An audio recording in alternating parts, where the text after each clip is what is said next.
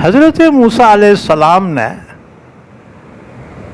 بنی اسرائیل کے پرانے بڈھوں کو جمع کیا، ان سے پوچھا کیا بات ہے کہ ہمیں راستہ نظر نہیں آ رہا؟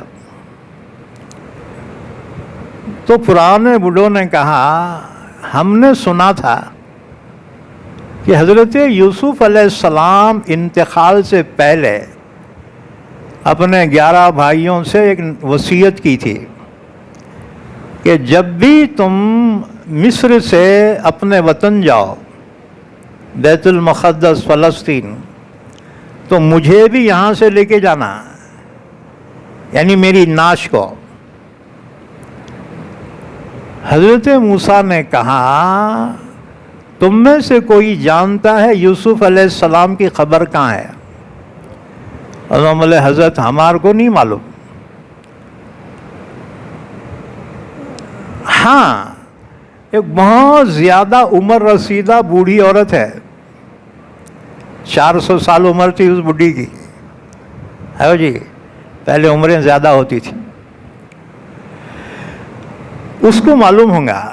اب اتنے بڑے مجمع میں وہ 400 سال کی بڈھی کہاں ملنا جی؟ حضرت موسیٰ نے اللہ سے دعا کی، اللہ میری آواز اس بوڑھی تک پہنچا دے جو یوسف علیہ السلام کے قبر کا نشان جانتی ہو۔ جب موسیٰ علیہ السلام نے آواز لگائی، وہ بڑی بھی سامنے آئی۔ حضرت موسیٰ نے اس سے پوچھا، بڑی بھی کیا یوسف علیہ السلام کی خبر تم جانتی ہو؟ اس نے کہا ہاں۔ حضرت موسیٰ نے کہا پھر بتاؤ۔ وہ بوڑھی بھی بہت ہوشیار، انہوں نے بولی ایسا نہیں بتاتی، میری 2 شرطیں ہیں، اگر 2 شرطیں پورے کرنے کا وعدہ کرے تو بتاتی، نہیں تو نہیں بتاتی۔ حضرت موسیٰ نے کہا ٹھیک ہے، کیا ہے شرط؟ اس نے کہا پہلی شرط یہ ہے کہ تم وطن جا رہے ہیں، کہیں مجھ بوڑھی کو یہاں چھوڑ کے نہ چلے جاؤ، اپنے ساتھ وطن لے جانے کا وعدہ کرو۔ حضرت موسیٰ نے کہا وعدہ۔ کہا دوسری شرط کیا ہے؟ اس بوڑھی نے کہا کہ جب تم جنت میں جاؤ گے نا تو اس جنت میں مجھے بھی اپنے ساتھ رکھو گے۔ موسیٰ نے کہا یہ وعدہ نہیں کر سکتا، ٹھہر ذرا اللہ سے پوچھتا ہوں۔ اللہ سے دعا کی، اللہ یہ بڑی بھی شرط لگا رہی، جنت میں میرے ساتھ رہتی بڑی، کیسا کروں، وعدہ کروں نہ کو کرو؟ اللہ نے فرمایا موسیٰ وعدہ کر لے۔ اصل میں یہ واقعہ اللہ کے نبی نے صحابہ سے فرمایا تھا۔ ایک مرتبہ حضور مدینے سے باہر گئے تو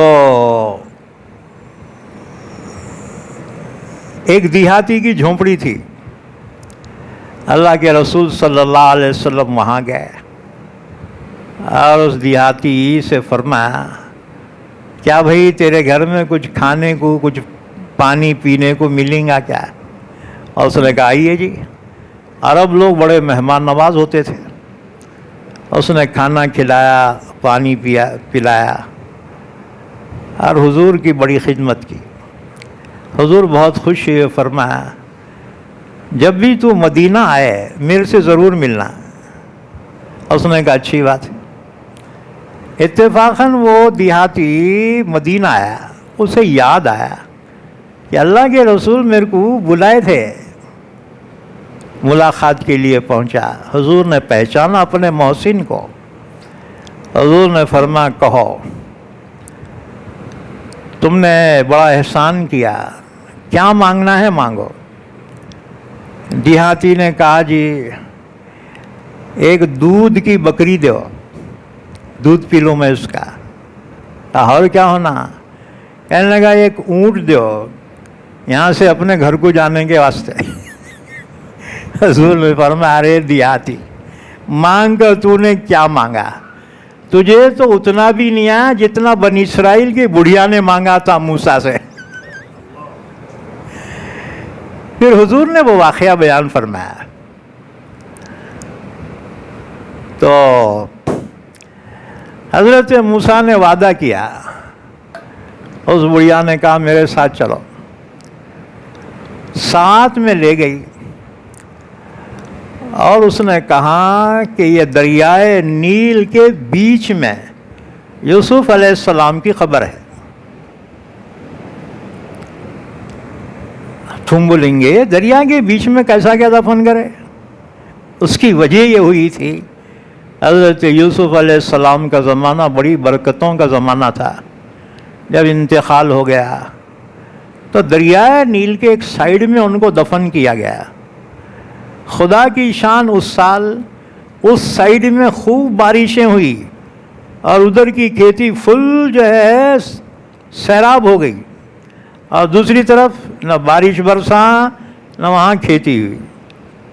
ادھر والوں نے بولا یہ نہیں جمتا، وہ حضرت کی خبر وہاں سے نکال کے یہاں بناؤ.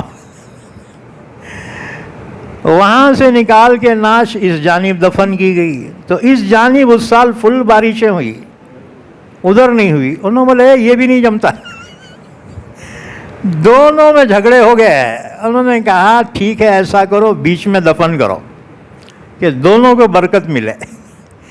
اس لیے دریائے نیل کے بیچ میں دفن کیا گیا تھا یوسف علیہ السلام. پھر دونوں جانب بارشیں ہوئی، دونوں جانب خوشحالی آ گئی.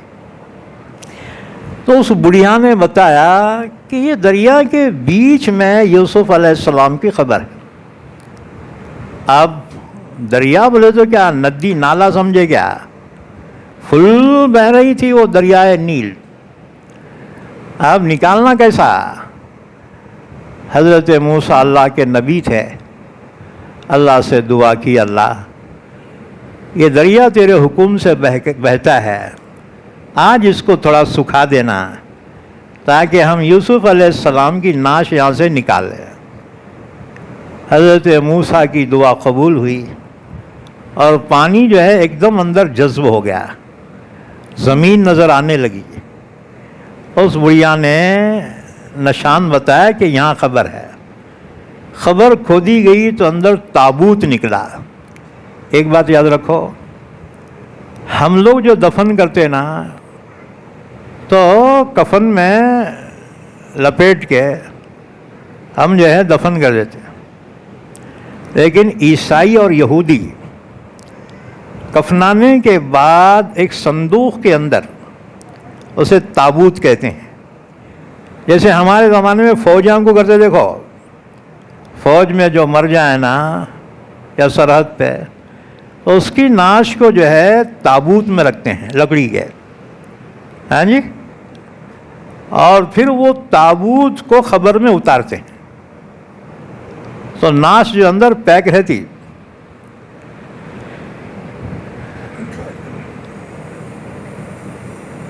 بہرحال